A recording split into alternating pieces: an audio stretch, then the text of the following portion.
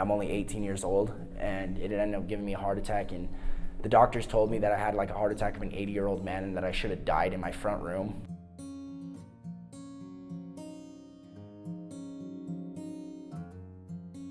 When I was in elementary, I was kind of like one of those it's kind of probably sound messed up, but nerdy kids. And then, I don't know, I just pretty much did all my schoolwork through then until I hit 5th grade. And then I kind of started getting into some trouble. Started smoking pot and sloughing class. Junior high was fun, but it's just, like I said, I don't know, my addiction just got worse. I started using other things besides pot by the time I hit like 8th grade. Went to high school at Kearns High School, and then I kind of started hanging out with all the troublemaker kids, and always did drugs and things like that. We all started smoking crystal meth and doing heroin, a lot of coke and X still, a lot of spice, lots of that.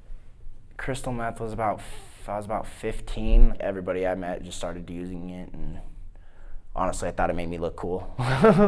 Then I just realized it was the dumbest thing you could ever do. It affected me really bad because it ended up actually making me drop out of school and saying screw school. Me and my dad started getting into lots of fights because doing doesn't matter what drug it is, it can change a person. He'd always catch me getting in trouble and things, and he'd always just get really pissed and we'd end up fighting and stuff. And there's been times where I've almost got kicked out of my house at the age of 16. And basically it just made me and my dad's, at least my dad's relationship, lower to where we don't even like each other anymore. And it straight pretty much made me not a member of the family because none of my family members wanted to deal with that stuff. There are times where I have cravings.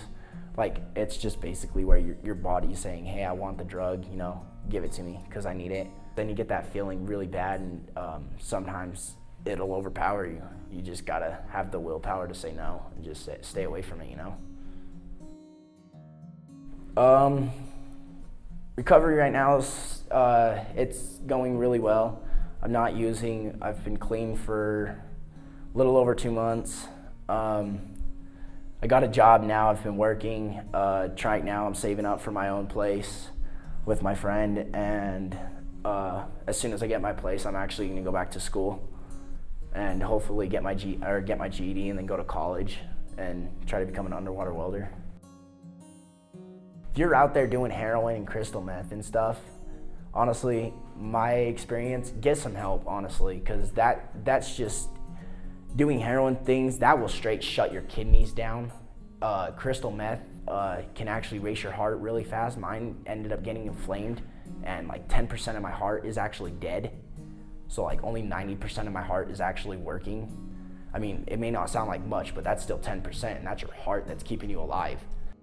I've literally had a friend overdose on heroin in my arms and straight pass away. It'll straight kill you. It's pretty much just committing suicide slowly.